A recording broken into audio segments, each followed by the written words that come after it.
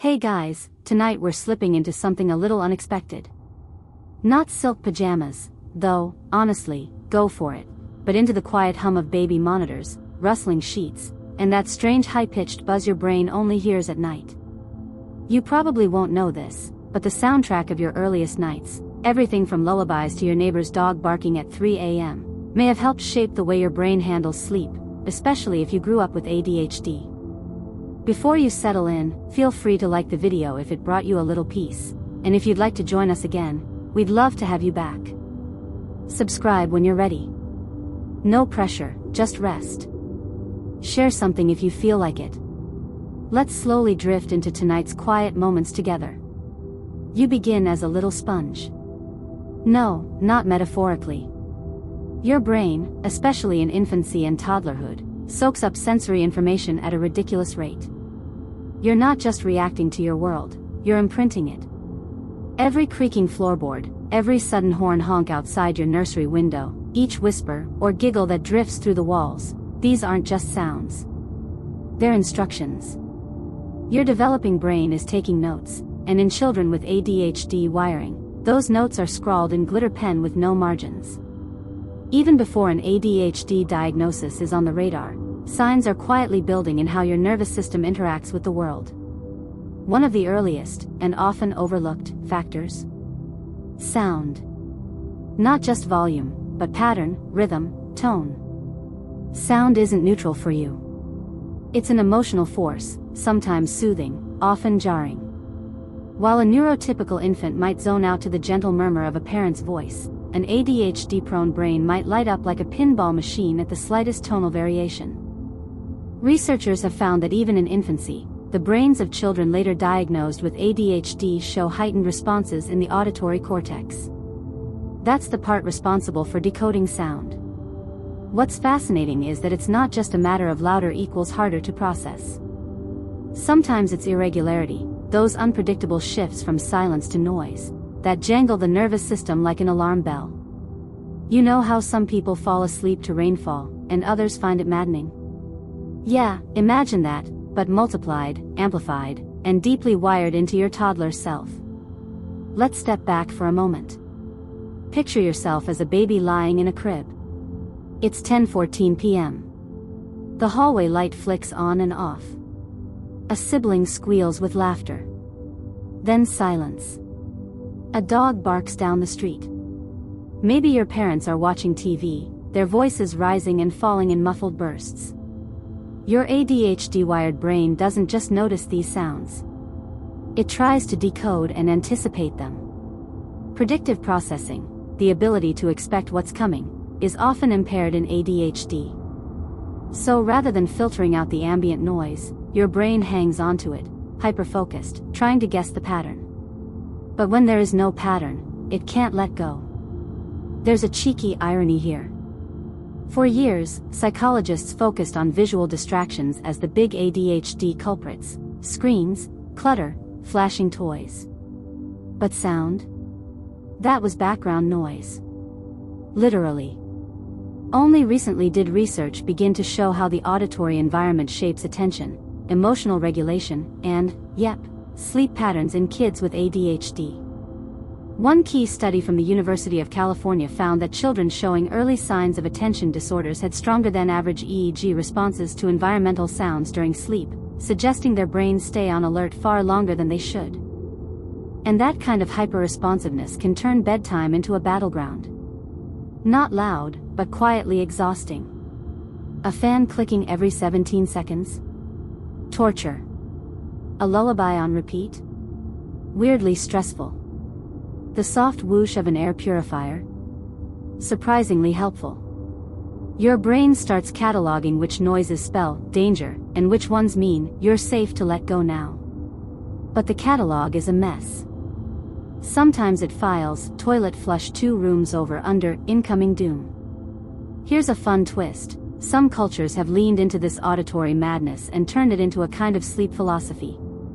In parts of rural India, for instance, babies often fall asleep amid full family conversations, cooking sounds, goats bleating nearby. The constant noise becomes a steady, familiar rhythm. There's no suspense, no sudden jarring surprises. Contrast that with the Western obsession with pure silence, which might actually spike vigilance in an ADHD brain that's waiting for the other shoe, or door hinge, to drop. Philosophers still argue whether sensory processing differences like these are the cause of ADHD-related sleep problems or simply one of many overlapping symptoms. What we do know is that early exposure to sound, and the way your brain interprets that sound, can nudge your neurological sleep habits in directions you didn't choose. It's not trauma, exactly. But it is architecture. A blueprint. There's also this strange but documented fringe phenomenon called phantom lullabies. No joke. Some adults with ADHD remember hearing songs in their heads as children, not hallucinations, just deeply ingrained audio loops from their toddler years that would resurface as they tried to sleep. These weren't scary. But they were persistent, rhythmic, and weirdly unrelenting. Like the brain clinging to a soundtrack it couldn't shut off. So, what does this all mean for you now? If you grew up with ADHD, there's a good chance your relationship with bedtime sound is complicated. Maybe you need background noise to fall asleep, or maybe the tiniest disruption keeps you up for hours. Either way, the roots go deep. And it all starts with those early nights, the nursery sounds, the not-so-silent silence you never chose. Just imagine, if your baby monitor had played binaural beats instead of muffled sitcoms, would your brain have wired itself differently? Philosophers still argue that too. You're 5 years old now, give or take. You're sitting on a soft carpet with a toy in one hand and a cracker in the other, and everything is fine, until it isn't. Someone clinks a glass in the kitchen. The microwave beeps. A motorcycle revs outside. Your whole body twitches. That toy? Forgotten. The cracker? Squished in your fist. Welcome to the sonic chaos of ADHD. This isn't about loudness, not exactly.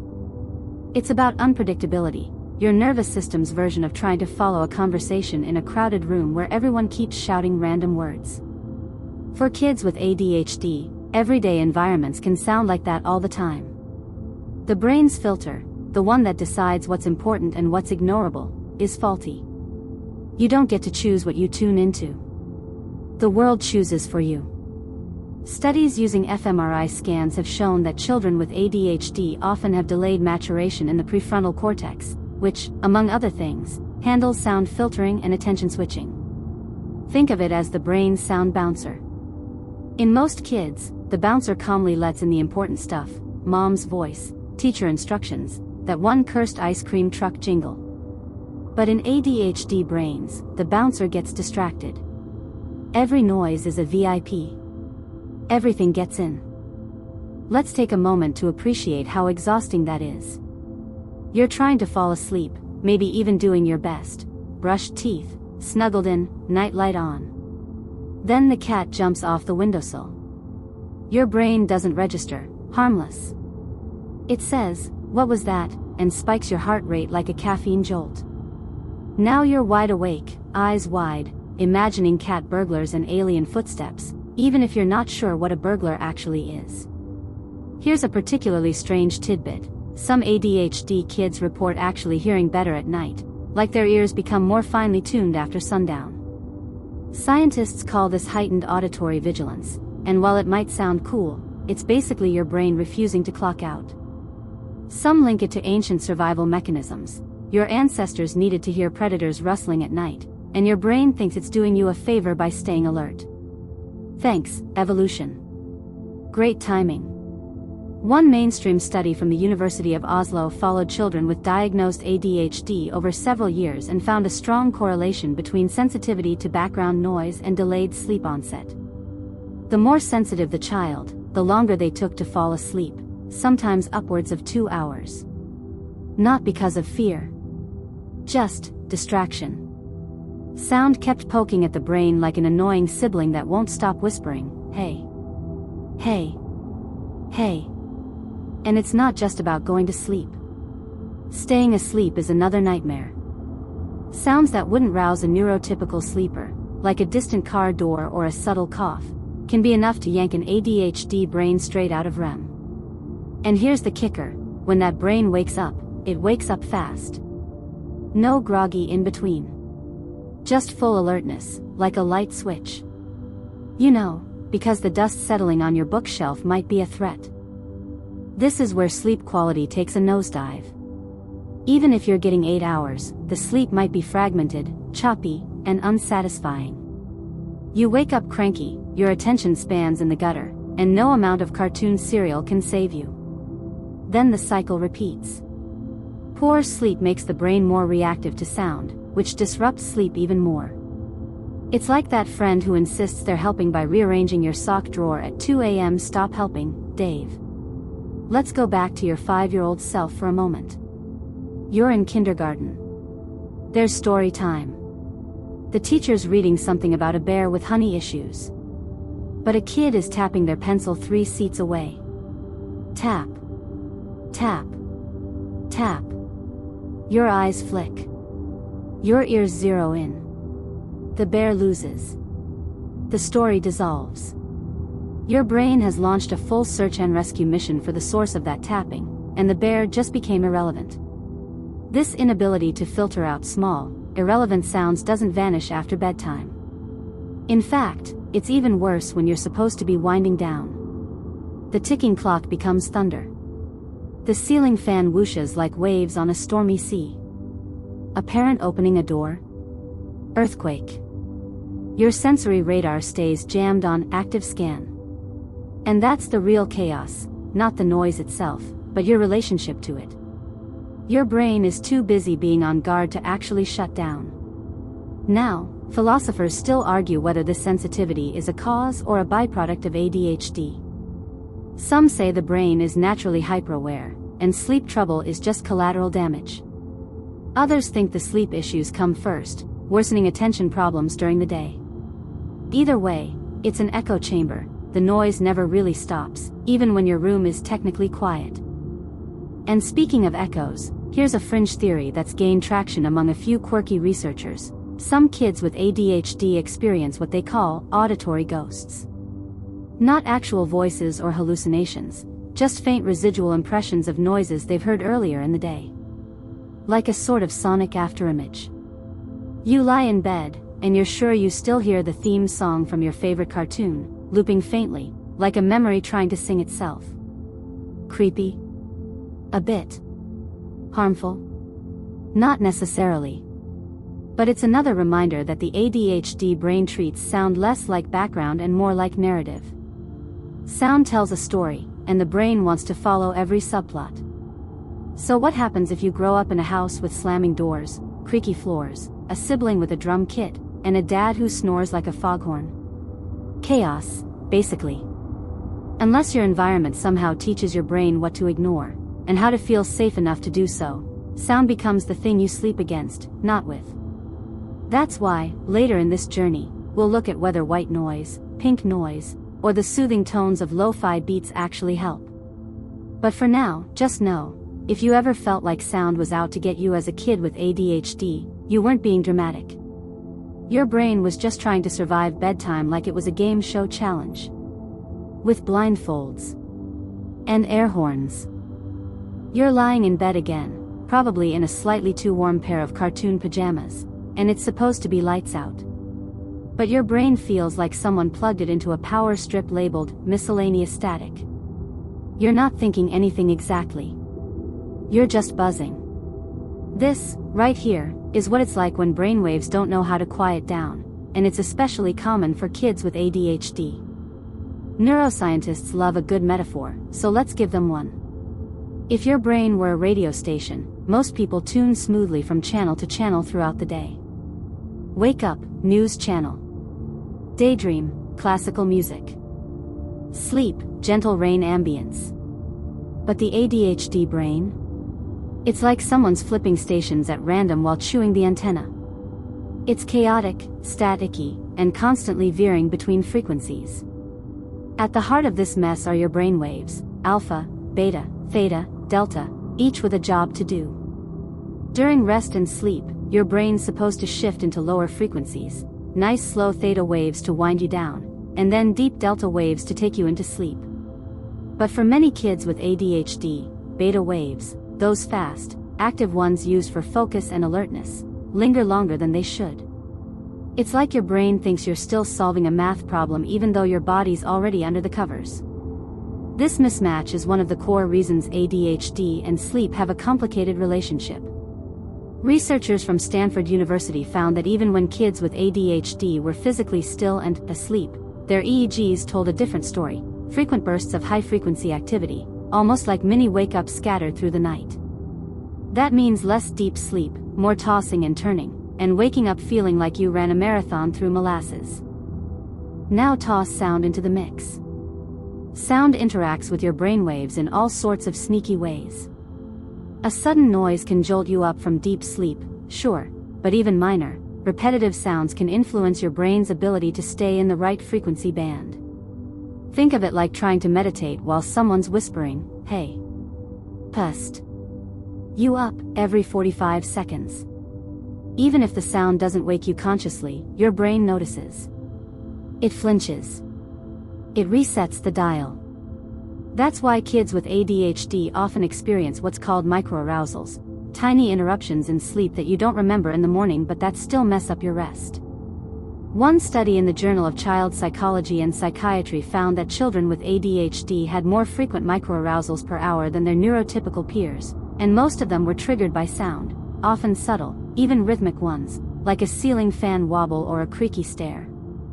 Fringe alert: some experimental sleep labs have started using what's known as closed-loop auditory stimulation to entrain brainwaves. Basically, they play certain sounds in sync with your brain's natural rhythms to encourage more delta waves. The tech is new, and very sci-fi, but initial tests show promise, especially for kids with ADHD. Imagine your pillow humming just the right frequency to nudge your brain into deeper sleep. It's like sound therapy meets bedtime DJ.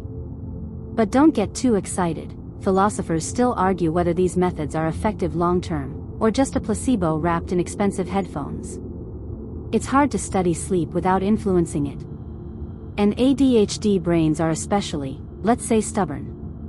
Your brain doesn't like being told when to wind down. It wants to decide. Preferably after midnight. With snacks. Let's rewind for a second, back to that cartoon pajama version of you. You're in bed, it's quiet, but your thoughts? Not so much. That sound you heard earlier, your sibling humming in the bathroom, is now on a loop in your head. Not just the melody, but the rhythm, the pitch, even the way it echoed. ADHD brains are known to latch onto sounds and keep them, replaying them like a broken record. You're not trying to remember it. It just won't stop. And because your brain's still in high beta mode, it amplifies the memory as if it's still happening. Ever hear a kid complain that their brain won't shut up? That's not melodrama. That's neurological reality. ADHD sleep problems aren't just about difficulty falling asleep. They're also about what the brain does while trying. If your brain can't maintain the right wave states, even good intentions and tired eyes won't help. And here's a delightful twist: some parents, in an effort to calm their ADHD kid, might play a soothing bedtime story or some chill music. But if the child's brain is stuck in high-frequency mode, even relaxing input becomes stimulation. A lullaby becomes a puzzle. A story becomes a quiz. What did that voice just say? Was that a pun? Should I analyze that pun now? One particularly curious case involved a 6-year-old who couldn't sleep unless his mom whispered nonsense words in a steady rhythm. Not stories. Not affirmations. Just gentle gibberish. Turns out, the absence of meaning helped his brain disengage. No plot to follow, no language to decode. Just sound. Like white noise, but weirder. And honestly, kind of brilliant. This brings us to the broader theory that ADHD kids often need help disengaging. Sound, in this case, can either be the problem, or the solution. When it syncs with your brainwaves, it helps you downshift into rest. When it fights against them, it yanks you right back into chaos. And sometimes, it's neither. Sometimes sound just exists, and your brain can't decide what to do with it. So it loops it. repeats it, stirs it around in a mental blender until the thought of silence feels unnatural. So, the next time someone tells you to just relax or try counting sheep, feel free to picture a cartoon lamb standing in a soundproof booth, wearing noise-canceling headphones, screaming into the void. Because for your ADHD brain, sleep isn't just about closing your eyes, it's about turning down the volume on a system that was never wired for quiet. So here's the scene: you're in bed, lights off, limbs tucked in like a burrito, and someone, in their infinite wisdom, decides to run the dishwasher. To them, it's background noise. To your ADHD brain, it's like someone dropped a techno remix of clinking forks and water jets right into your cerebellum. Sleep cancelled. This is where things get upside down. For a lot of kids, sound is a sleep cue. It signals safety, routine, comfort. But for kids with ADHD, sound often acts more like a stimulant than a sedative. Instead of lulling you toward dreamland, it yanks your brain back to attention. It's the auditory equivalent of tapping someone on the forehead every few seconds, whispering, "Are you asleep yet? How about now?" Researchers at Boston Children's Hospital discovered that children with ADHD are more likely to experience what they called auditory hyperresponsiveness, a state where neutral sounds trigger arousal systems in the brain.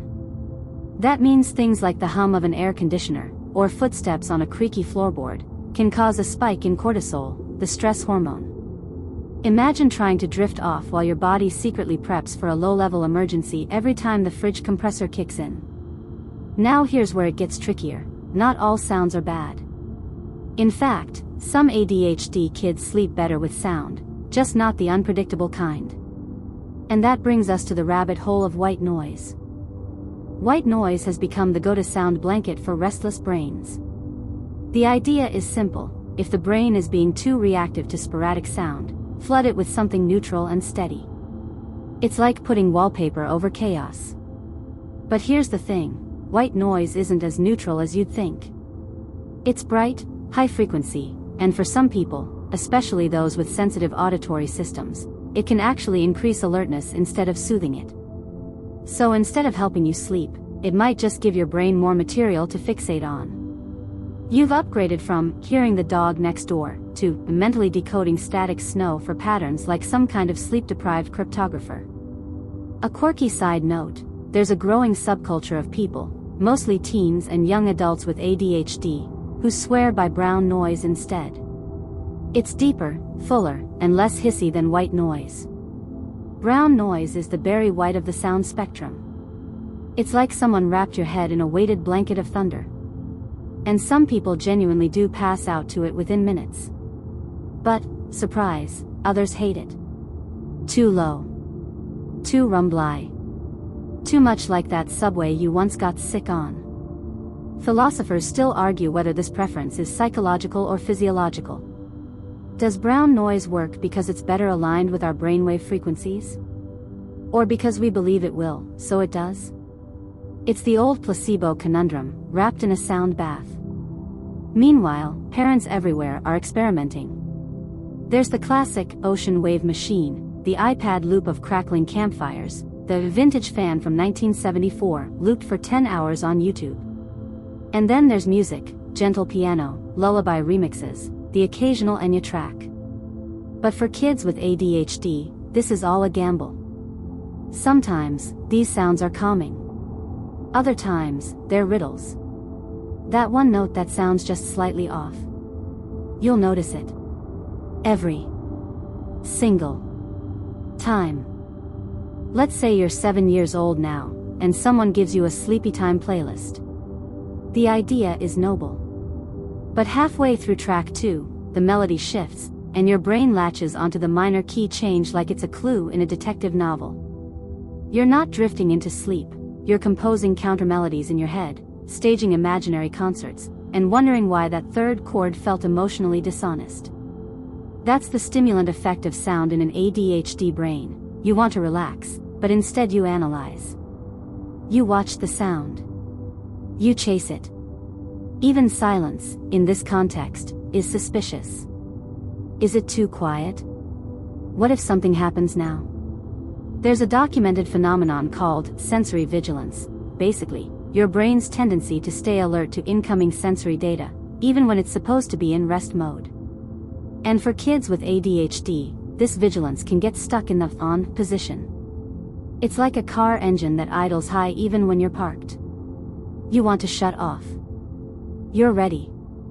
But the sound of one distant faucet drip pulls you back into gear. Let's not forget the classics either, things like lullabies and sleep stories. They seem harmless. Comforting, even. But remember, ADHD brains love novelty. Once they've heard something a few times, the interest drops, but the irritation doesn't. The Peter Rabbit bedtime story that soothed you on Monday might infuriate you by Friday because you already know what happens, and your brain would rather rewrite it in real time than listen passively. There was even a case study about a child who could only fall asleep if the white noise app played a track called Vacuum Cleaner, Level 2. Not Level 1. Not Level 3. Level 2. Why? No one knows. But Level 2 hit the right combination of frequency, rhythm, and emotional neutrality. That was his magic ticket. The family basically lived in terror of accidentally updating the app. And hey, we can't leave out the controversial tactic of ASMR, those whispery, crinkly, hairbrush on microphone sounds that some people swear by for calming the ADHD mind. For others, it's just unsettling.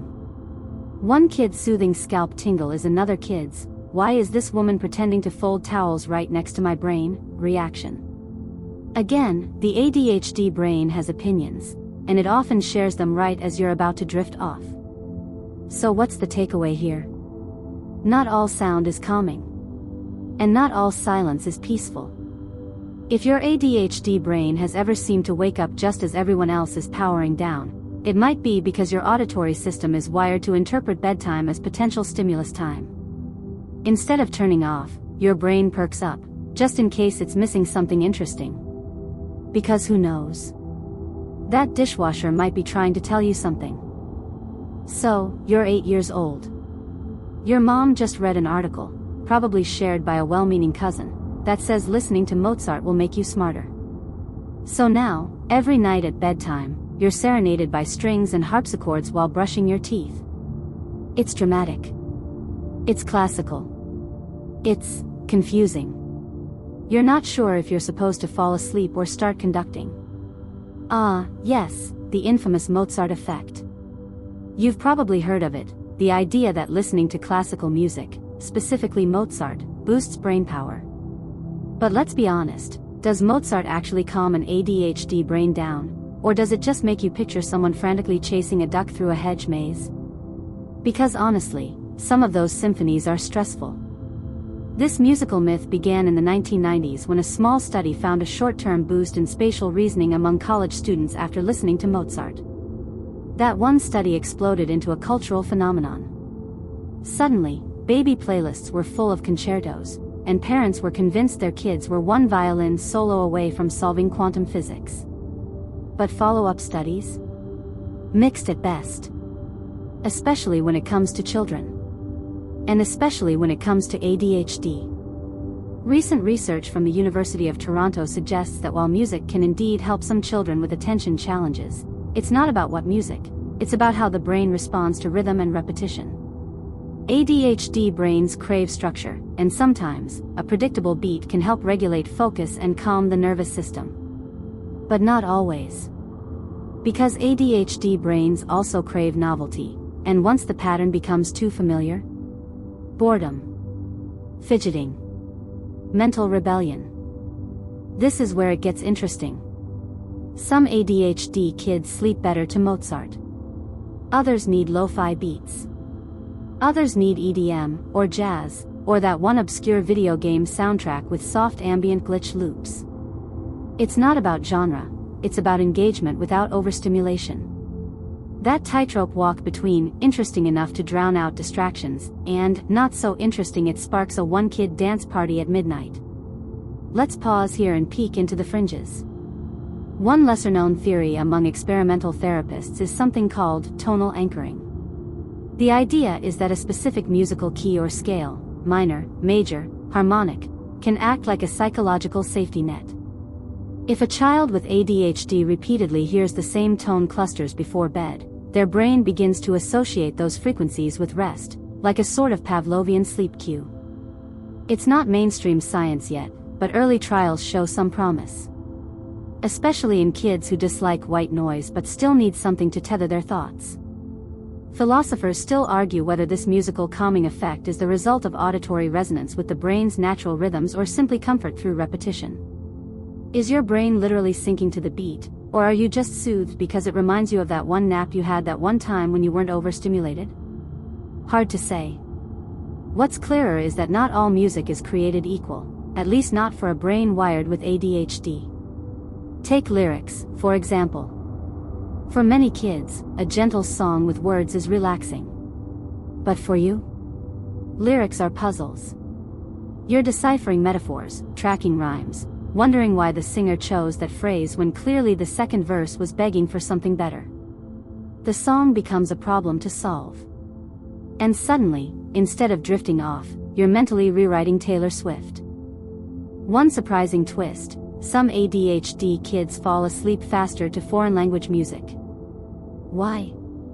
Because they can't understand the words. The voice becomes an instrument, not a riddle.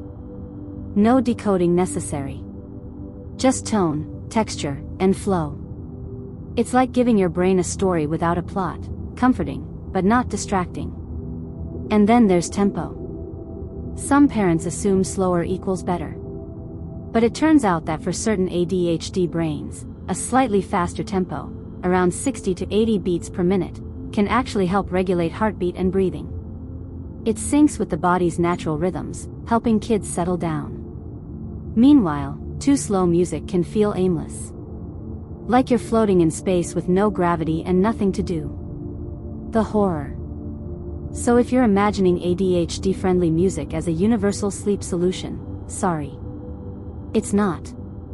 But it can be a powerful tool, if used like a tuning fork, not a sledgehammer. The goal isn't to force sleep. It's to create a gentle environment where your brain stops scanning the room for imaginary math tests. Let's not ignore the emotional component, either. Music carries memory. That one piano track you heard during a sad movie? It might make you teary every time. The gentle harp loop from your preschool nap mat? Pure safety.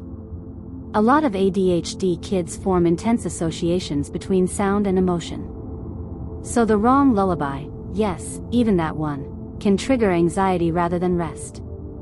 Sound is emotional code, and the ADHD brain has a very sensitive decoder ring. And then there's music's relationship to movement. A well-known trait of ADHD, the need to fidget. Some kids can't sleep unless they're bouncing a leg or wiggling toes under the blanket. Certain music, especially rhythm-driven types like reggae or soft pop, can actually sync with that impulse, giving it a beat to follow and eventually, maybe, slow down. One study showed that kids with ADHD who listened to reggae rhythms before bed had a statistically faster drop in heart rate than those who didn't. Bob Marley, accidental sleep therapist. But sometimes, silence wins. Or something close to it. Like distant thunder. Or the low whoosh of a box fan. Or that almost too quiet ambient hum of the universe you only notice when you're trying really hard not to think. The ADHD brain doesn't always want content. Sometimes it wants space. So is Mozart a miracle cure for ADHD sleep problems? Nah. But he's also not the villain. The truth is more nuanced, and more personal. Your ADHD brain isn't looking for genius, it's looking for consistency. Not silence, not noise, but something in between. A rhythm it doesn't have to control. A melody it can ride like a gentle wave. Something just steady enough to outlast the 1,000 thoughts per minute. And if that means your bedtime playlist includes medieval lute music, anime scores, and ocean sounds edited by a kid on TikTok, so be it. Whatever works. Daytime ADHD is a circus, flags waving, monkeys drumming, 3 thoughts swinging from trapeze ropes. But nighttime? Nighttime is its own kind of show. Not louder, just different. The chaos is hushed, but still chaos. And the way sound shows up across those two worlds, classroom clatter versus bedroom buzz, is like comparing a rock concert to a haunted library. Same brain, different battleground. Let's start with the classroom. You're in school. The fluorescent lights are doing that annoying flicker thing. Someone's chair screeches across the linoleum. Your teacher is talking about fractions, but a kid 3 rows over is clicking their pen like it owes them money. Click. Click. Click. Now, to a neurotypical brain, these are background irritations. Annoying, sure, but manageable. To your ADHD brain, every sound competes for dominance. Every voice, every cough, every distant sneeze is a possible headline. And that's not just poetic whining. That's supported by a study from the University of Helsinki, which found that kids with ADHD exhibit reduced selective auditory attention, meaning their brains struggle to prioritize relevant sounds over irrelevant ones. This isn't just about listening to the teacher, it's about being able to stay with the teacher's voice when a classmate rustles a notebook or the hallway bell rings. The sound hierarchy collapses, and everything becomes equally urgent. Now fast forward 12 hours. You're in bed. The pen clicks are gone. The room is dim, quiet-ish. Maybe your parents are talking in another room. Maybe there's the hum of a distant fridge. You'd think this calm would help your ADHD brain settle down, right? Here's the twist, the classroom has structure. It's noisy, yes, but it has predictability. You know when the bell rings. You know who's going to cough. There are patterns. At night? Not so much. Sound becomes ambient, scattered, and worst of all, sporadic. And remember what we said before, ADHD brains don't handle unpredictability well. That cough in the night? Unscheduled. The creak in the hallway? Sudden. Even if the volume's low, the surprise is enough to trigger vigilance. This is where the ADHD brain turns into an unwilling guard dog. You're lying in bed, half asleep, and then, noise. Doesn't matter what kind. Your brain jerks awake like, did someone just open a portal to Narnia? But no, it was the ice maker. Again. But your brain doesn't know that, because it's been trained to overreact. All those daytime experiences, where tiny sounds derailed your focus, don't disappear at night. They just wear pajamas. And here's another wrinkle, the emotional tone of sound changes depending on the setting. During the day, a teacher's voice might be authoritative, commanding your attention. But at night, a parent's voice down the hall, speaking low, maybe even arguing, isn't just a sound. It's a vibe. And ADHD kids are notoriously sensitive to emotional undertones in audio. That whispered tension in a conversation 2 rooms away. Your brain catches it. Processes it. Wonders if you're in trouble, even if you're not. One quirky discovery from a French study in Lyon found that kids with ADHD were more likely to remember emotionally charged background sounds than their neurotypical peers, even when they were supposedly focused on a different task. So if there's tension in the tone, even if the words don't make sense, your brain flags it. Not ideal when you're trying to drift into dreamland. Let's go back to the school day for a moment. Picture this, it's reading time. The classroom is supposed to be quiet. But a classmate is humming. Another one's tapping their foot. You try to read a paragraph, but by the time your eyes hit the second sentence, you've already plotted the tapper's entire future and wondered why humming feels more personal than speaking. This is called auditory intrusion, when sounds override your internal monologue. ADHD brains are particularly vulnerable to it, which is one reason why staying focused during quiet tasks is harder than during noisy ones. Now apply that to bedtime. You're reading a book, or listening to a sleep story, or just lying in the dark. And then, a clock ticks. A floor groans. Suddenly, you're narrating entire imaginary scenarios about ghosts with boundary issues and whether clocks have feelings. Again, same brain, different arena. Philosophers still argue whether this sensitivity to sonic detail is a gift or a glitch. Is it hyper-awareness? A heightened connection to the sensory world? Or just an evolutionary leftover from a time when we slept with one ear open for tigers? Regardless, the result is the same. ADHD kids often can't tune out the world, day or night. And what about the content of the noise? At school, sounds tend to be human-made, talking, shuffling, coughing. But in the bedroom? You get the machines. The hum of the HVAC. The drone of distant traffic. The refrigerator's sudden decision to impersonate a jet engine. Mechanical noises are oddly unsettling because they don't follow human logic. There's no reason, no warning. A printer clicks awake at 2:13 a.m., and your brain decides it's time to solve for X. And then, of course, there's silence. You'd think silence would be a gift after a day of chaotic school sounds. But for an ADHD brain, silence can be deafening. Not because of its loudness, but because of what it isn't. No distraction. No rhythm. Nothing to track. And that absence becomes a spotlight, amplifying every tiny creak or breath or distant dog bark. Your brain fills the silence with speculation. What was that? Is that water dripping? Is the neighbor playing the recorder again? This is why ADHD kids often ask for background sound at bedtime, whether it's music, fans, or just a hallway light on with voices faintly drifting in. It's not always to block out noise. Sometimes it's to replace the silence with something more predictable, more patterned, more soothing. Sound becomes the night's wallpaper, ideally one you can ignore, but not fear. So, what's the big picture here? During the day, ADHD kids are overwhelmed by sounds competing for attention. At night, they're ambushed by sounds that sneak in when the world is quiet. The solution isn't as simple as, turn it off, or, turn it up. It's about finding a balance, a soundscape that offers comfort without curiosity, predictability without boredom. Because whether it's a classroom whisper or a bedroom buzz, your ADHD brain is always listening. Not always wanting to, but listening.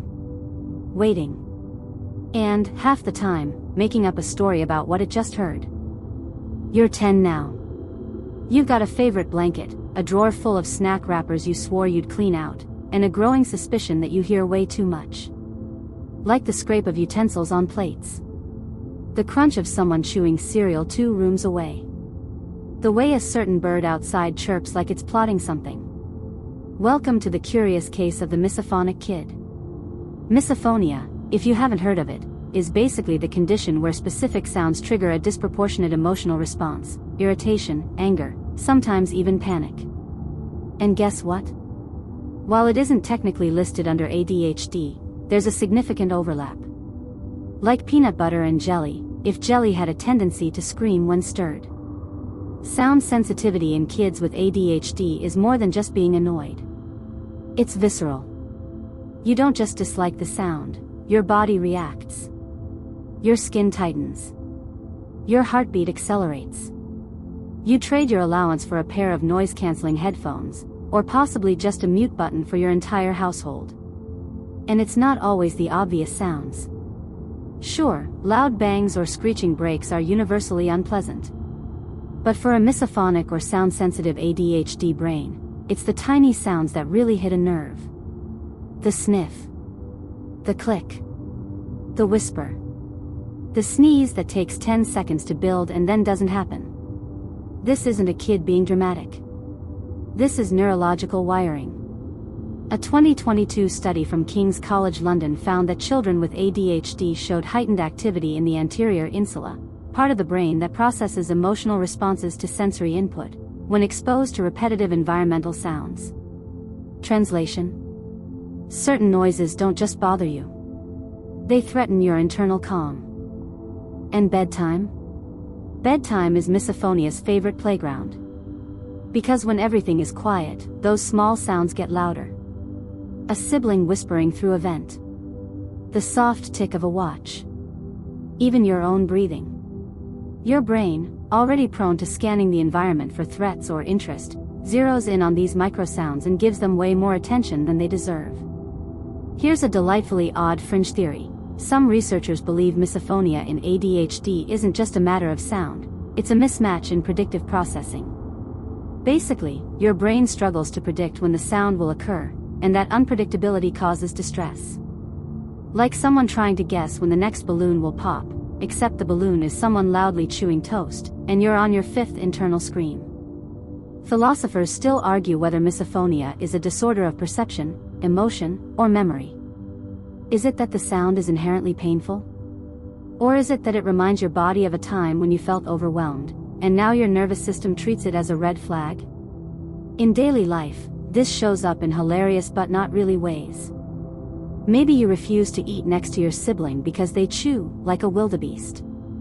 Or you beg to change seats in the classroom because someone sniffs too often. Or maybe, and this is a classic, you go full detective mode trying to locate the source of that faint buzzing noise coming from somewhere in the house, and you cannot rest until it stops. Even if it's just the fridge. Now, when bedtime comes around, these sensitivities don't fade. They get worse. Imagine you're in a room with the lights out. No music. No screen. And all you can hear is your dog breathing too loud and your left eyelid twitching for reasons unknown. You try to tune it out, but your brain doesn't have an off switch for audio discomfort. Instead, it turns the discomfort into focus, a full-blown obsession with stopping the sound or escaping it. That's why some ADHD kids seem difficult at bedtime. They're not being picky.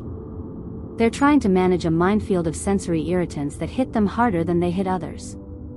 They might ask to sleep on the floor, away from a ticking clock. Or they'll insist the fan stay exactly on setting 2, not 3. Or they'll cry over the way a blanket crinkles. To a neurotypical parent, this seems over the top. To the child? It's the only way to get their brain to shut up. Let's zoom in on an unusual coping mechanism: ear defenders. Not fancy headphones, just the bulky, foam-cushioned kind that block noise without playing anything. Some ADHD kids sleep with them. Others sleep under pillows, or with a hoodie pulled over their ears. The goal? Control the auditory environment. Not to silence the world completely, but to dampen the unknowns. Every muffled sound becomes less sharp, less startling, less emotionally loaded. In some cases, kids develop routines that help train the brain to accept sound. Maybe they play the same nature soundtrack every night until the brain files it under non-threatening. Or they hum quietly to themselves, a kind of self-generated buffer. One clever little boy with ADHD and misophonia was known to fall asleep whispering made-up spells under his breath. Why? So the other sounds can't get in. Honestly, genius. But not all sounds are enemies. Some ADHD kids develop a near-obsessive affection for certain noises. The sound of rain on a window. The low hum of a distant highway. A very specific YouTube video of someone unboxing chocolate.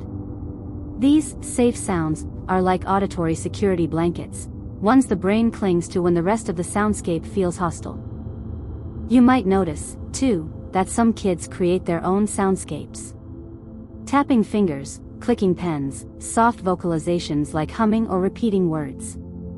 These aren't always signs of restlessness. Sometimes, they're ways to drown out unwanted noise with something the brain can control. It's not fidgeting, it's defensive DJing. So, what does bedtime look like for a misophonic ADHD kid? It's usually a whole production. They might need their fan, their pillow arranged a certain way to block sound, a playlist with exactly 3 tracks in a specific order, and a strong warning not to walk past their room during wind downtime. It sounds dramatic. But really? It's just survival. Their auditory system is their battlefield, and they're just trying to sleep without stepping on a landmine. If you're that kid, or if you were that kid, just know, you weren't too sensitive. You were just tuned differently. And maybe, just maybe, that sensitivity came with superpowers. The ability to detect nuance. To feel detail. To hear patterns others miss. even if it made bedtime feel like a boss level with no cheat code. By now, you've probably figured out that if your ADHD brain can't ignore sound, it's going to try to manage it. And that's where the trusty headphones come in. Not just any headphones, big, cushy, over-the-ear champions of silence. The kind of gear that makes you feel like a NASA pilot preparing for launch, when really, you're just trying to get through bedtime without hearing someone cough. Let's be real, for many kids with ADHD, headphones aren't just an accessory. They're armor. They serve two functions: block out the unpredictable, and let in the controllable. Because control is the key word here. If you can choose your sound, your brain can relax. If the world chooses it for you, full red alert. We're talking about a generation of kids who've grown up curating entire sound ecosystems, playlists for homework, playlists for chores, playlists for brushing their teeth, and yes, playlists for falling asleep. And when you find one that works, you stick to it. Religiously.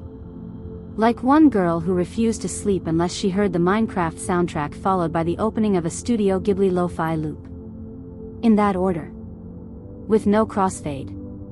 If the algorithm messed it up, sleep was off the table. Let's look at what's happening under the hood. Psychologists refer to this behavior as sound-based emotional regulation, a fancy term for using audio as a tool to shift mood, maintain calm, or restore focus. Kids with ADHD use sound this way constantly, often without realizing it. Headphones become a portable escape hatch. Or, more accurately, a soundproof bunker where they can finally tune the world to their preferred frequency. But what about sleep? At bedtime, headphones serve two major roles. First, they block out disruptive noise, snoring dad, mysterious thumps, a dog flapping its ears like it's trying to take flight. Second, they fill in the silence with something predictable. Not just white noise or ambient sound, but music or voices that feel familiar. Safe. Structured. It's like giving your brain a bedtime story told in a language it actually understands. A mainstream study from the University of Queensland found that children with ADHD who use consistent auditory cues at bedtime, like a repeated playlist or audiobook, were more likely to fall asleep faster and wake up less during the night. The key? Consistency. The brain doesn't want surprises. It wants a routine it can set its internal clock to. Now, let's wander into the slightly weirder side of the neighborhood: audio rituals. Some kids develop sleep rituals involving specific audio behaviors. Like rewinding the same part of a song 3 times before allowing themselves to relax. Or listening to a YouTuber recite Pokemon names in alphabetical order every single night. One 12-year-old boy insisted on hearing the same 3-minute voice memo his older sister had once sent him, played through muffled earbuds. He called it his brain jacket. We don't ask questions. We just nod respectfully. These rituals aren't always logical. But they work.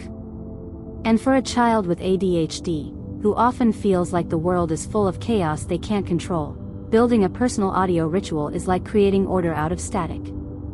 It tells the brain, this is our soundscape. We've chosen it. We're safe now. But here's the flip side: these tools can become crutches. Not bad ones, but crutches nonetheless. Over-reliance on a single sound source for sleep can backfire when that source isn't available. Headphones break. Spotify updates. The playlist gets pulled. Cue, panic. And if the brain becomes too dependent on external cues to regulate itself, it may never learn to generate internal calm. This is the scholarly tug-of-war. Are we empowering kids with ADHD by giving them tools like headphones and playlists, or are we reinforcing their need to avoid the raw world entirely? Philosophers still argue that one. Some say kids will naturally outgrow the dependence and build their own inner resilience. Others warn that we might be reinforcing hypersensitivity instead of gently guiding the brain toward adaptation. Another wrinkle? The physical sensation of headphones. Some ADHD kids love the feeling: compression on the ears, soft padding, the slight white noise pressure against the skull. For others, it's unbearable. Scratchy textures, heat buildup, the weird vibration of certain bass frequencies. Audio gear, like everything else, is a sensory gamble. That's where earbuds enter the chat. Smaller, sneakier, but with their own quirks. Wires get tangled. Bluetooth lags. And heaven forbid you lose one bud mid-track. Suddenly, your sleep soundtrack has a hole in it, and your brain notices. Immediately. One kid compared it to trying to sleep while someone whispered secrets only into one ear. And let's talk about the type of sounds kids choose. While some prefer music, others go for spoken word, podcasts, soft-spoken narration, even robotic voices reading Wikipedia entries. These are the kids who fall asleep to lists of extinct animals or weather reports from 1987. It sounds strange, but again, it's not about the content, it's about cadence. The predictability of a monotone voice, the gentle dips and rises in speech, can act like a verbal rocking chair for an overactive mind. One quirky favorite among older kids and teens? Air traffic control recordings. Don't laugh. There's something deeply calming about listening to two professionals coordinate flight paths in calm, clipped tones.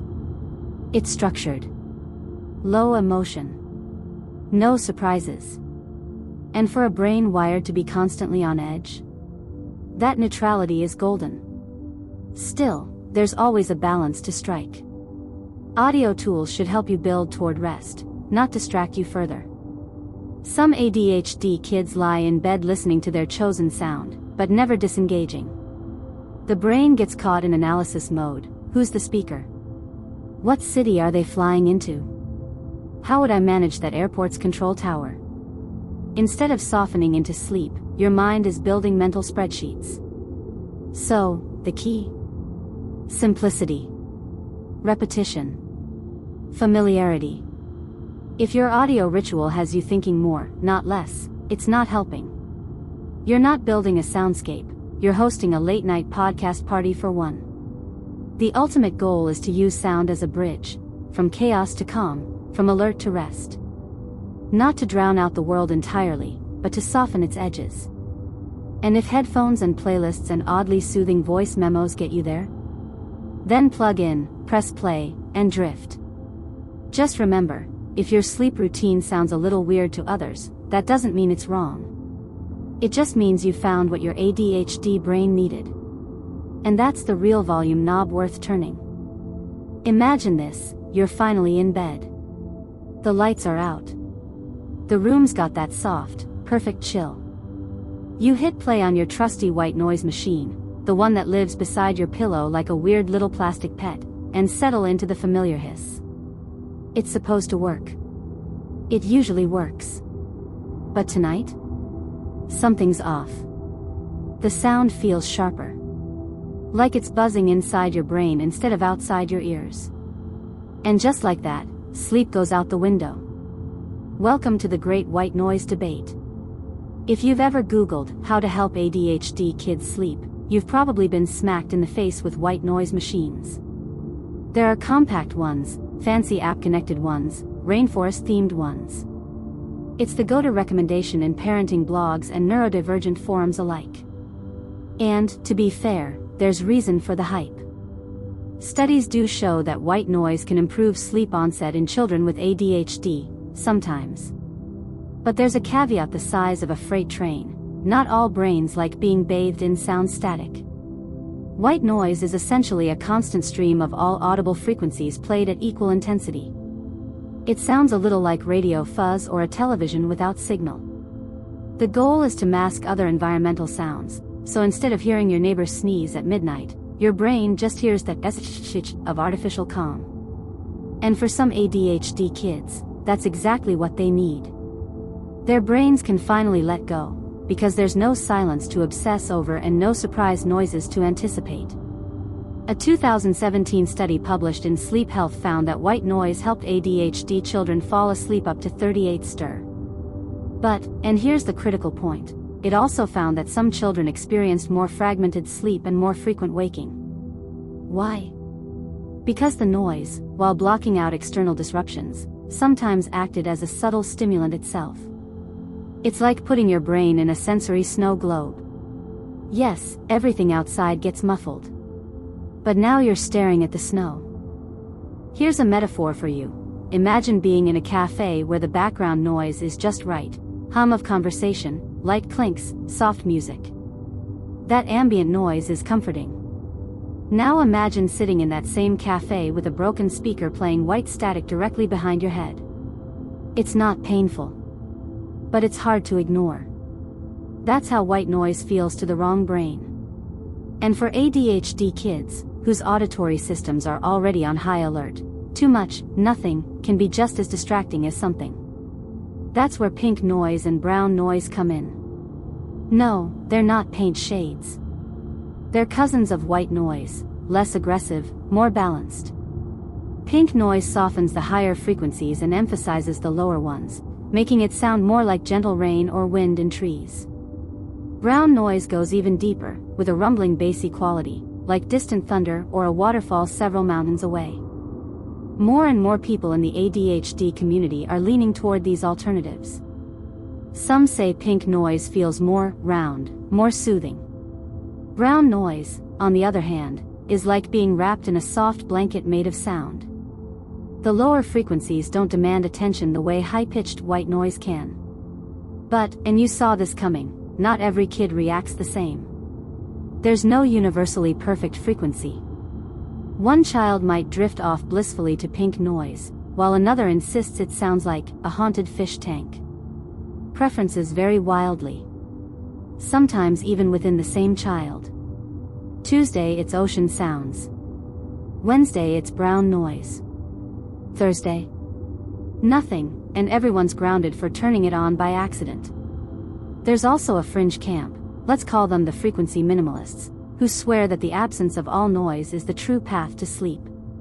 They argue that any sustained artificial sound keeps the brain from truly disengaging, especially in ADHD kids who are hypersensitive to sensory input. These kids don't want to mask the outside world, they want to be left alone by it. Philosophers still argue whether white noise's effectiveness is psychological, like a bedtime placebo, or physiological, actually lowering arousal states by masking inconsistent frequencies. What's certain is that white noise isn't a magic fix. It's a tool. And like any tool, it works best when customized. Let's not forget the gear factor. The physical source of the noise matters. A clunky machine with a faint whirring motor might annoy more than soothe. A phone speaker might distort the low frequencies. And Bluetooth connections? Unpredictable. Imagine the horror of your white noise cutting out in the middle of the night, replaced by a sudden alert or, worse, a commercial. Instant cortisol surge. Some kids develop hyperspecific rituals around their white noise machines. One girl insisted the machine be started at exactly the same time each night, with the volume set between 5 and 6, never a whole number. Another used the sound of rain with distant thunder, but only if it looped without fading. These micro-preferences aren't quirks. They're the brain trying to build predictability in an unpredictable world. And when it works, it really works. Some ADHD kids sleep like logs under the comforting cloud of white, pink, or brown noise. The constant auditory backdrop smooths over the spikes, dulls the chaos, and tells the brain, you don't have to be on duty anymore. But when it doesn't, you get the opposite. The brain fixates, pokes at the sound, breaks it apart into bits, begins imagining what it would sound like if layered with dubstep. You know, just classic bedtime thoughts. A few practical truths here. White noise should be consistent. Sudden changes in volume or pitch can undo all your progress. Keep the volume low. Loud noise, even if it's soothing, can stimulate rather than calm. Try before you rely. One successful night doesn't mean long-term magic. ADHD brains can surprise you with their sudden aversions. Most importantly, don't stress if it doesn't work. Sound strategies are deeply personal. One child's sleep sanctuary is another child's noise prison. If white noise isn't helping, it's not a failure. It's just a sign that your brain needs something different, something that doesn't shout, relax, at it like an overly enthusiastic yoga instructor. Because here's the truth, your brain doesn't want silence, or noise, or a looped rainforest track. It wants control. And sometimes, the sound machine isn't soothing because of what it plays, but because you got to decide to play it. You're in bed, the lights are low, and someone on YouTube is whispering into a microphone about aligning your chakras. There's also what sounds like a tin foil wrapper being gently crinkled in the background. You don't fully understand why, but you feel kind of sleepy. Maybe. Or maybe you feel like you're about to astral project into a candle store. Welcome to the weird and wonderful world of binaural beats, possibly the most hotly debated sleep sound among ADHD families, audiophiles, and skeptics alike. First things first, what are binaural beats? In simple terms, they're a sound illusion. You play two slightly different frequencies in each ear, say, 200 Hz in your left and 210 Hz in your right, and your brain interprets the difference, in this case, 10 Hz, as a third beat that's not actually present in the physical sound waves. This beat is said to correspond to certain brainwave frequencies, theoretically nudging your brain into matching them. It's kind of like tricking your mind into switching gears by faking the rhythm. So naturally, someone thought, hey, what if we use this to help kids with ADHD sleep better? The theory makes sense. ADHD brains often struggle to transition from high beta wakefulness to the slower, sleepier alpha and theta states. Binaural beats in the range of 4 to 8 Hz, theta, or 1 to 4 Hz, delta, might, in theory, entrain the brain, gently encouraging it to sync to a calmer frequency. That's the claim, anyway. The science? Let's just say it's mixed. A small 2021 study in Frontiers in Human Neuroscience found that children with ADHD who listened to delta-frequency binaural beats before bedtime experienced a slight improvement in sleep latency, how fast they fell asleep, and reduced nighttime awakenings. The effect wasn't dramatic, but for some kids, slightly better sleep is still a win. But of course, there's the flip side. Other studies have shown no statistically significant benefits, especially when the sound wasn't combined with other sleep hygiene strategies. And to make it murkier, some researchers suspect the relaxing effect isn't from the beat at all, it's from the carrier sound layered under it, like rainfall, ambient music, or distant whale noises. The beats might just be tagging along while the real MVP is the cozy soundscape wrapped around them. Philosophers, and plenty of scientists, still argue whether binaural beats genuinely alter brainwaves or just act as fancy placebo noise for people desperate to fall asleep. Either way, if your ADHD brain responds, does it really matter why it works? Now let's talk fringe. There's a whole subculture on the internet, yes, mostly Reddit, swearing that certain binaural beats unlock dream states, deep relaxation, or brain massage feelings. Some even claim lucid dreaming, astral travel, or bizarre late-night visions involving floating teeth and melting clocks. Fun? Maybe. Ideal for ADHD kids trying to fall asleep? Debatable. Still, there's something undeniably enticing about the binaural experience. It feels scientific. Controlled. You're putting on headphones and letting frequency wizardry guide your overactive brain down the sleepy path. If it works, it feels magical. If it doesn't, well, you just spent 20 minutes listening to what sounds like a spaceship idling in a parking lot. And here's the catch, for binaural beats to work, you need headphones. Not speakers. Not a soundbar. Headphones. One distinct tone in each ear is essential to create the illusion.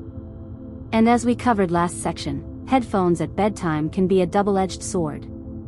Comfortable for some, unbearable for others. Plus, earbuds have a nasty habit of falling out and waking you up with a soft but annoying thwip to the nose. Still, there's no denying the appeal of precision. ADHD brains are often comforted by systems, especially ones that promise results. A soundtrack designed to lull you into theta waves? That feels empowering. Like you're hacking your own neurology. Especially for kids who are tired of being told their brains are too much. Now, their brain becomes a puzzle they can solve. Here's where it gets even more fascinating.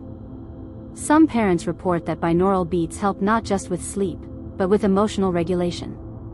One father claimed his son, who usually took 2 hours to settle down, fell asleep in under 20 minutes when exposed to 5 Hz beats under ambient jungle sounds. It's like his nervous system just stood down, he said.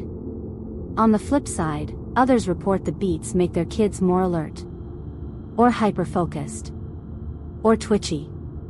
One mom wrote, "My daughter just stared at the ceiling for an hour, analyzing the sound like she was writing a music review in her head." Another reported that her child started dreaming about falling into a tunnel made of green laser grids. Which, honestly, sounds cool, but not restful. In ADHD kids, sound is never neutral. It's a tool, a trap, a mystery, a mood.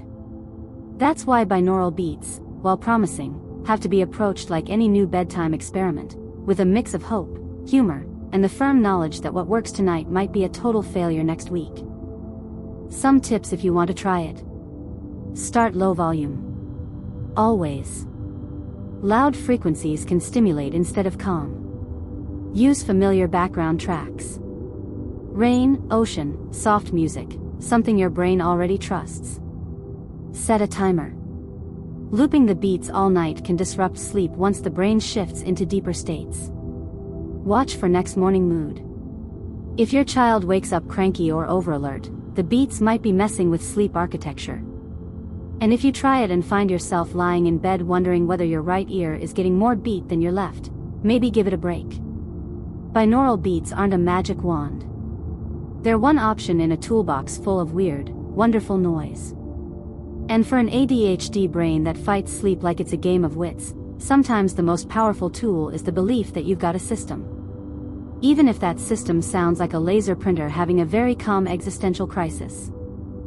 It's midnight, and your eyes are open. Again. You've done everything right, fan on, playlist queued, comfort object in arm's reach. But your brain? Absolutely not interested in sleep. It feels like there's a tiny marching band parading through your skull. Welcome to the midnight mayhem of ADHD, melatonin misfires, and a brain that treats nighttime like bonus content. Here's what's happening under the hood. Melatonin, the hormone that helps regulate your sleep-wake cycle, is the star of the show here. Normally, melatonin production ramps up when it gets dark, telling your brain, "Hey buddy, time to wind down." But in kids with ADHD, that signal is delayed, faint, or sometimes just lost in the mail entirely. Multiple studies, including one from the University of Adelaide, have confirmed that children with ADHD frequently experience delayed melatonin onset, meaning their brains simply don't start producing sleep-inducing levels of melatonin until well past the time their bodies are tucked in. It's not a lack of effort. It's biochemistry doing a bad job at timing. Now, mix that delay with an ADHD brain's increased sensitivity to sound, light, and stimulation, and you've got a sleep cocktail shaken, stirred, and served with a side of chaos. One common scene: your bedroom is dark, but your brain is lit. You hear a dog bark. Your thoughts spiral: was that our dog? A neighbor's? Could it have been a wolf? Wait, do wolves bark or howl? Maybe I should Google it. Or ask someone. Or write a short story about a lonely wolf trying to bark and fit in with domestic dogs. And just like that, 45 minutes have passed. Meanwhile, melatonin is dragging its feet. It's the hormonal equivalent of a sleepy postal worker lost in a hedge maze. You want to fall asleep. But your brain is still too alert to switch gears. And alert it stays, especially in response to noise. Because here's the other part: the ADHD brain doesn't just struggle with sleep onset. It also has trouble staying asleep. Once you finally drift off, anything can jerk you awake. A floor creak. A toilet flush. A shift in background noise. And here's where the delayed melatonin adds insult to injury. When you wake up mid-cycle, your already low melatonin levels can't always reset properly. So the rest of the night becomes a loop of dozing, waking, resetting, spiraling. Philosophers still argue whether this sleep instability is primarily caused by chemical imbalances, like low melatonin and high cortisol, or if it's the result of behavioral patterns, like poor sleep hygiene or irregular routines. But most agree, it's a vicious cycle. Less melatonin leads to less sleep, which leads to more daytime distraction, which causes more nighttime overstimulation, which pushes melatonin back further, rinse and repeat. That's why some doctors recommend melatonin supplements for kids with ADHD.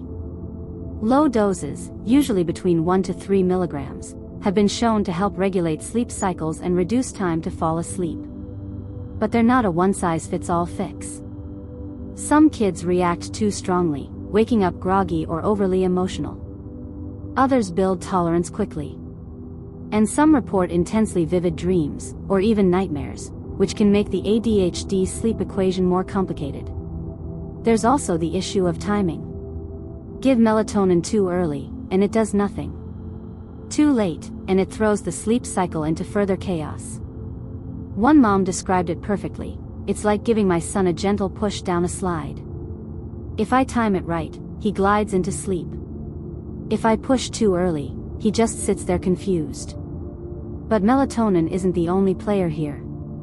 There's a little thing called cortisol, your body's stress hormone, which also loves to show up uninvited in ADHD kids, especially at night. A 2018 study from Harvard found that children with ADHD often have blunted cortisol rhythms, meaning their stress hormone doesn't dip as reliably at night. It's supposed to go down. It often doesn't. Which means even if melatonin is present, cortisol might still be waving glow sticks and keeping the party alive. Combine that with environmental sounds, like a sudden TV noise, a pet rustling, or someone in another room whispering too dramatically, and you get a perfect storm. You're lying there, hormonal cocktail fizzing, and your brain gets a jolt.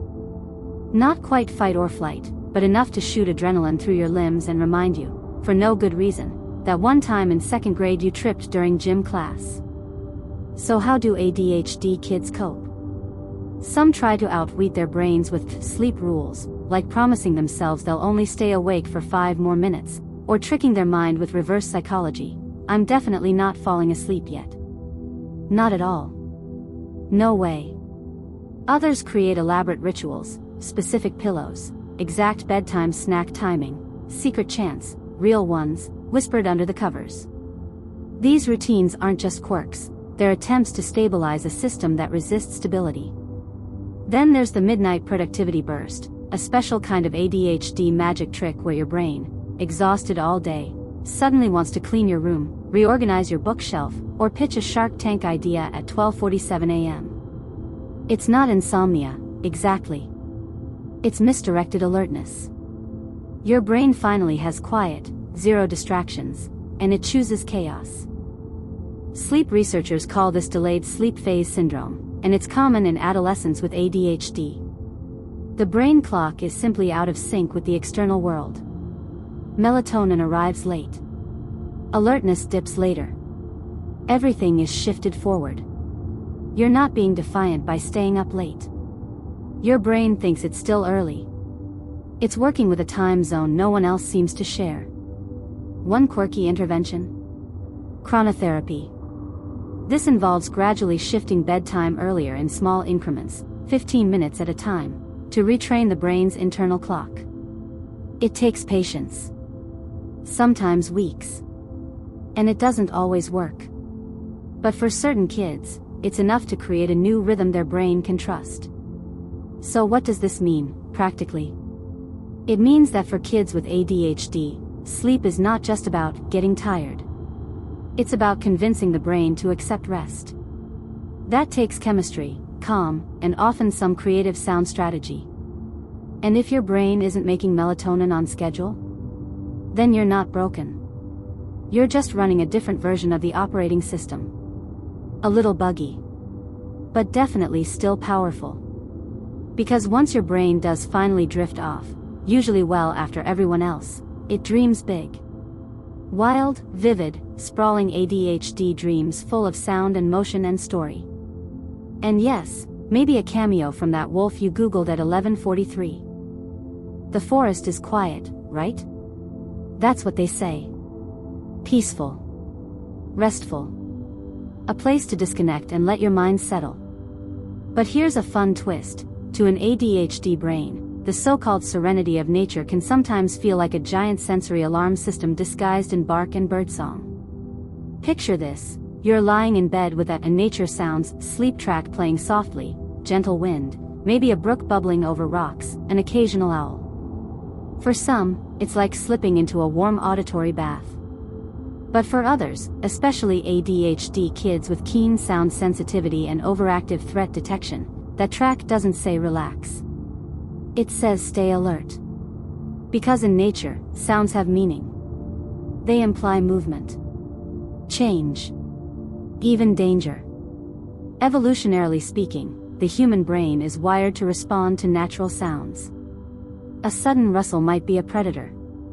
A distant crack could mean a falling tree, or worse. And while modern minds can rationalize that the jungle at night soundscape coming from your phone isn't real, your limbic system, the part of the brain responsible for emotion and survival, doesn't always get the memo. It hears movement in the darkness and nudges you, just to be safe. And ADHD brains? They tend to have a hair-trigger response to those nudges. A University of Exeter study found that children with ADHD showed stronger neural responses to unpredictable natural sounds than their neurotypical peers. Birds, wind, rain, all sounds with variable patterns, created increased activity in the amygdala and prefrontal cortex. Translation: instead of calming you, nature sounds can wake you. That's not to say nature-based soundscapes are always a bad idea. For many ADHD kids, a carefully chosen loop of soft rain or distant ocean surf can provide a perfectly neutral backdrop. It's rhythmic, non-verbal, and generally free of the sudden spikes or clangs that come with man-made environments. But the key word there is chosen. Not all nature sounds are created equal. Let's break it down. Rain, usually a hit. Especially when it's steady and light. But if there's thunder, even subtle rumbling, that can jolt a kid out of early sleep stages like a fire drill in a nap zone. Streams and rivers, mixed bag. That gurgle and splash rhythm? Some find it soothing, others say it sounds like someone's perpetually washing dishes or flushing a toilet. Once that association forms, it's hard to unhear. Forest ambience, birds, frogs, insects. In theory, peaceful. But ADHD brains may fixate on individual sounds, the hoot of an owl, the buzz of a cicada. And then the thought spiral begins. What kind of owl is that? Do frogs sleep? Can bugs hear? Waves and oceans, usually solid. The repetitive crash and pull has a tempo that mirrors certain calming heart rates. But some ADHD kids describe it as too dramatic or like waiting for something to jump out of the water. Again, perception is everything. One little known quirk. ADHD kids often prefer urban nature hybrids, soundscapes that blend natural elements with a subtle human presence. Think rain with distant city traffic. A forest with faint campfire crackle. A mountain stream with occasional human footsteps. Why? Because the human element feels predictable. It anchors the otherwise chaotic sound of nature. Philosophers still argue whether this is evidence of ADHD brains being out of sync with their primal roots, or simply better attuned to modern environments. Some suggest that while neurotypical brains might default to a survival-based stillness in nature, ADHD brains lean toward stimulation and vigilance, a trait that, millennia ago, may have kept us from being eaten by surprise. Now let's pivot to the psychological symbolism of nature in sleep rituals. Many parents use nature sounds with the best intentions. It makes sense: return to the earth, embrace simplicity, reduce tech-based stressors. But for ADHD kids, whose brains are often more stimulated by novelty, the unpredictable variability of natural sounds can actually backfire. It's not the peace of a meadow they crave, it's the pattern of something reliable. That's why some sleep specialists recommend synthetic nature, recorded loops that mimic nature but are digitally smoothed, with perfect repetition and no sudden spikes. These sounds can trick the brain into feeling immersed in a forest or rainstorm without triggering the usual alert response. It's less real, but far more restful. One fringe group even advocates for customized natural sleep tracks, created by recording familiar environments, like your backyard, or the park you visit every weekend, and looping those. The idea is that the ADHD brain isn't reacting to nature per se, it's reacting to the unknown. Familiar sounds equals safe. Unfamiliar rustles equals what fresh squirrel conspiracy is this? Here's another fun example. A 9-year-old boy with ADHD had a terrible time falling asleep to rainforest sounds, too many chirps. But when his dad recorded the sound of their washing machine in the basement, layered it with muffled outdoor crickets from their yard, and looped it, instant snooze button. Because that's what his brain knew. It was real. Predictable. Home. We've also got to talk about dream influence. Several ADHD kids, and adults, report that nature sounds influence the themes of their dreams. A babbling brook might trigger underwater dreams. Rainforest loops might spawn strange animal chases. And while that sounds poetic, not everyone enjoys dreaming about frogs with social agendas or tree branches that whisper their name. So, what do? Test a few different nature tracks. Don't assume all relaxing sounds are relaxing to every brain. Loop smartly. Make sure the loop is seamless. ADHD brains will absolutely notice the moment it restarts if there's a pop or fade. Consider layering. Soft instrumental music under nature sounds can ground the experience. It gives the mind an anchor amidst the rustling and chirping. And if it doesn't work? That's okay. Maybe you're not a forest at night kind of person. Maybe your brain would rather sleep to a dishwasher hum or a low airplane cabin drone. Nature is great. But so is knowing yourself.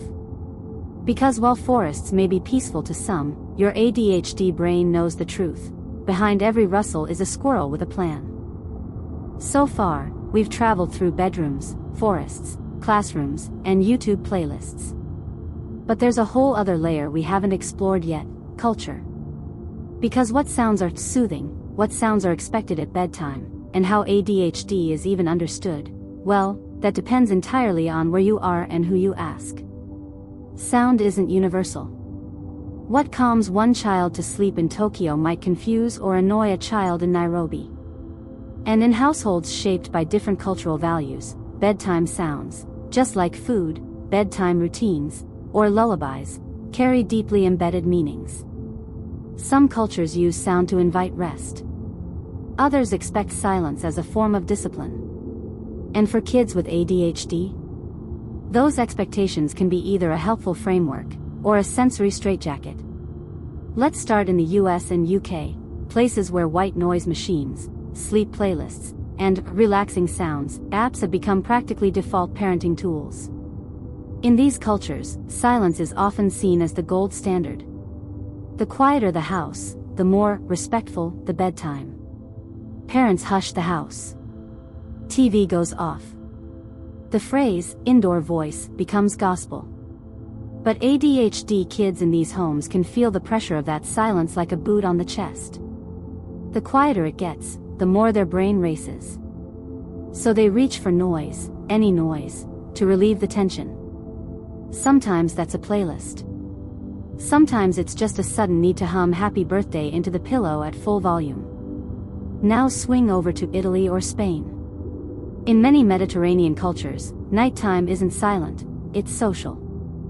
Families talk in the kitchen, neighbors call from balconies, dinner runs late, and the world doesn't shut off just because the clock hits 9 p.m. ADHD kids in these environments may actually thrive in the buzz.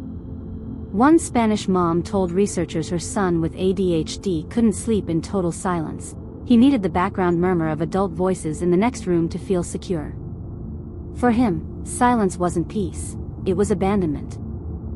Then we have rural Kenya, where the lullaby tradition is less about soft music and more about rhythmic chanting. The tone is repetitive, but not overly melodic, designed to mimic the heartbeat and carry across distance.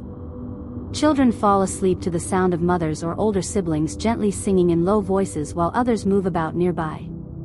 The emphasis isn't on total quiet. It's on continuity and family presence. In these households, ADHD might not even be named, but a child who responds to rhythm and repetition isn't difficult, they're just needing the song tonight. Meanwhile, in Japan, silence at bedtime is more the norm, but the trade-off is found in ritual.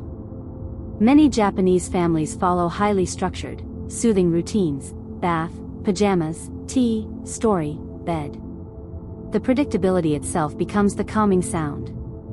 And for an ADHD child, whose brain craves order but resists it internally, this external structure can be deeply helpful, like a mental exhale.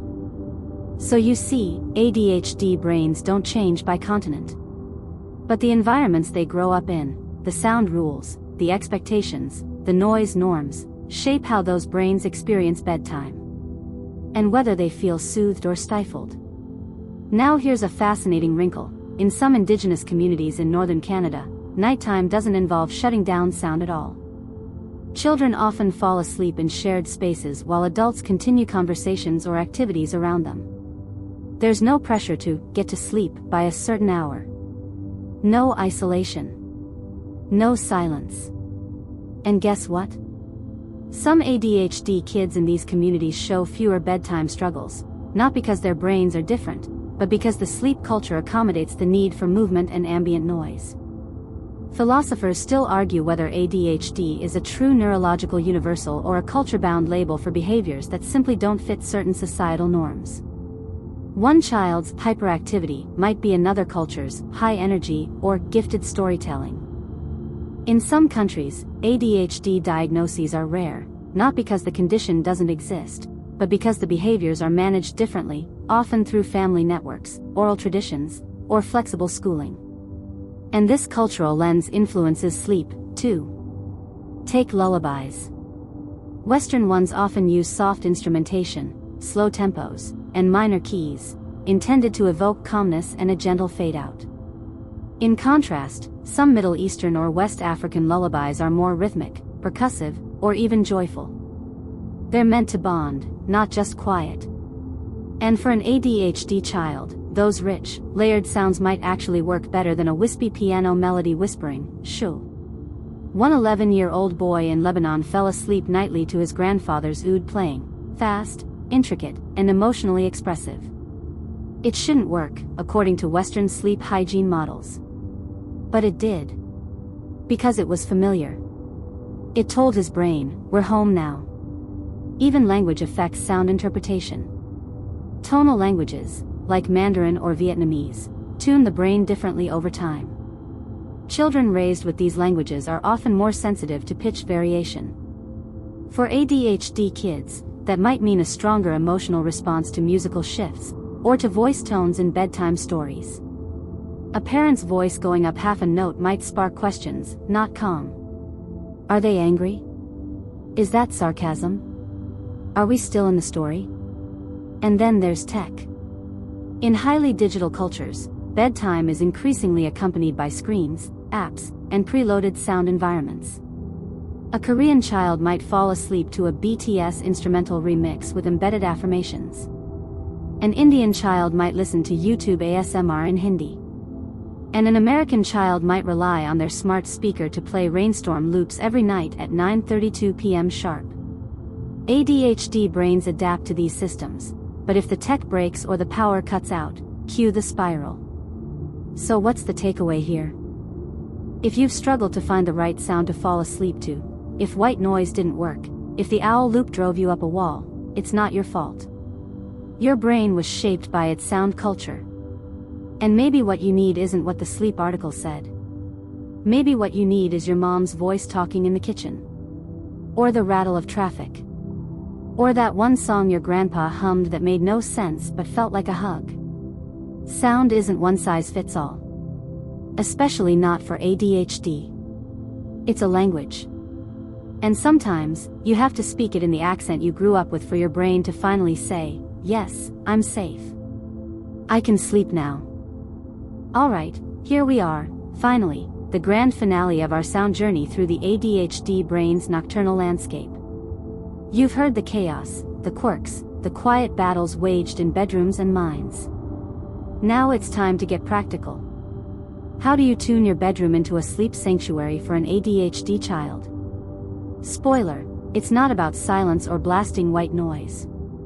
It's about precision, patience, and experimentation. First rule, know your kid's sound personality. Does your child thrive on steady background noise? Or do they need near silence? Are they hypersensitive to high pitches, or do low rumbles get under their skin? The answer isn't obvious. It can change day to day. That's why keeping a sleep journal, not just about bedtime routines, but about sound experiences, can be a game changer. Note what worked, what failed, what sparked a midnight meltdown. Next up, the ever-popular pink noise. Unlike white noise's harsh static, pink noise feels warmer, more natural. Think steady rainfall, rustling leaves, or a distant waterfall. Pink noise machines, or apps, are often the sweet spot, masking distracting sounds without overstimulating the ADHD brain. Some families swear by them. But don't stop there. Test brown noise too, those deep, bass-heavy rumbles. One boy called it like sleeping inside a whale's hug.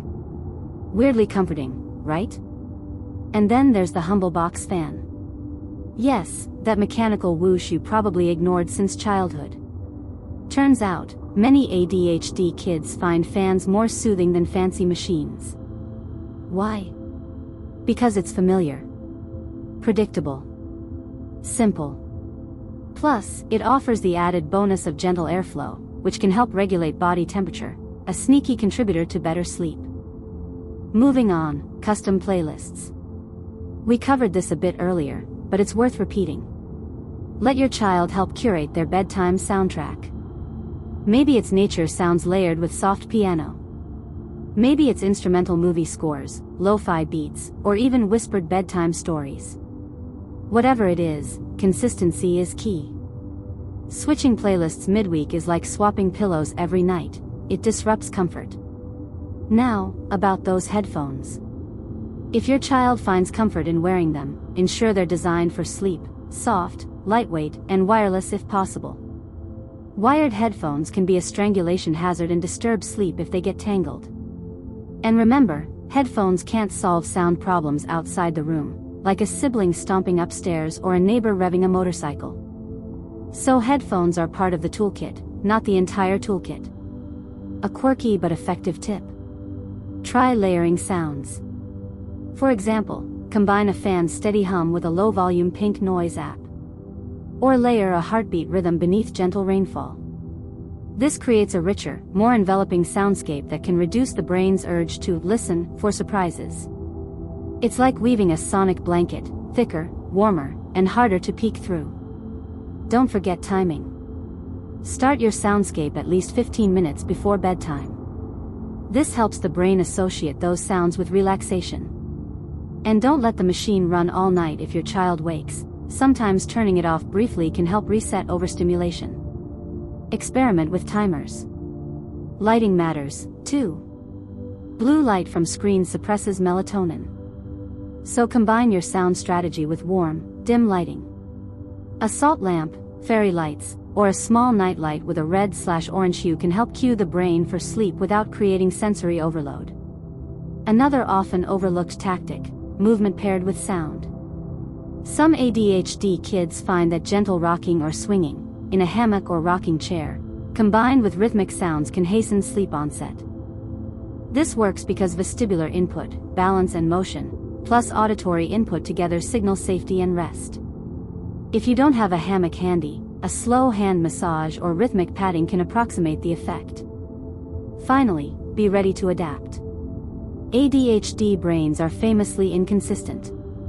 What works tonight may not work tomorrow. This isn't failure. It's neurodiverse reality. Your role is to provide tools, options, and a calm environment where your child can experiment safely with sound.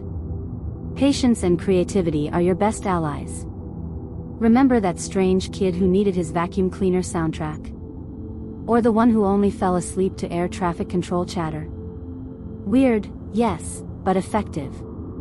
Because sleep is personal. Sound is personal. And ADHD sleep is especially personal.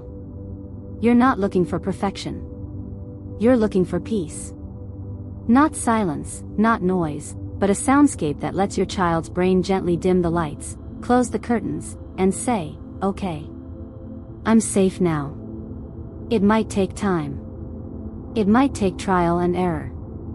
But the good news? You're not alone. ADHD sleep challenges are common, well-studied, and increasingly understood. And the fact that you're here, learning, experimenting, seeking solutions, is already a step toward better nights. So go ahead. Try the pink noise. Turn on the fan. Let the playlist roll. Whisper a story. Tuck your child in. And know that every sound, every note, every gentle hum is part of a bigger symphony, the one that helps your child rest, recover, and wake up ready to take on tomorrow's beautiful, chaotic day. Hey, you made it. That long winding journey through the sounds and silences that shape ADHD sleep isn't easy, but here we are, softly landing back into stillness. Slow your breathing now. Feel the weight of the day gently slip away. Imagine your bedroom as a quiet sanctuary, not perfect, but warm and safe.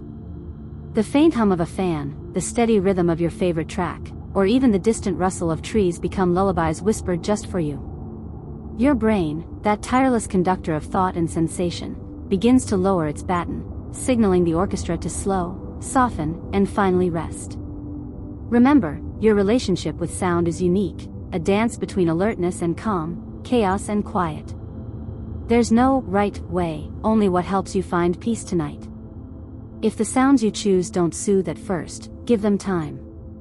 The mind learns to trust patterns, to find refuge in familiar tones.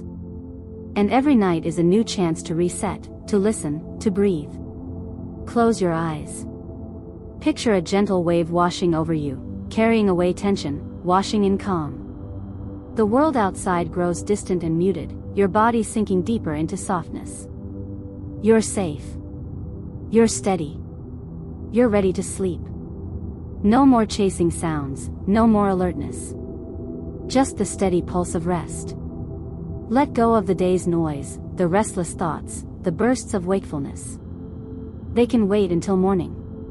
Tonight, the soundtrack is yours, soft, steady, kind. Sleep is a gentle friend, waiting with open arms. And when you wake, it will be to a world ready for your brilliant, vibrant mind. Sweet dreams.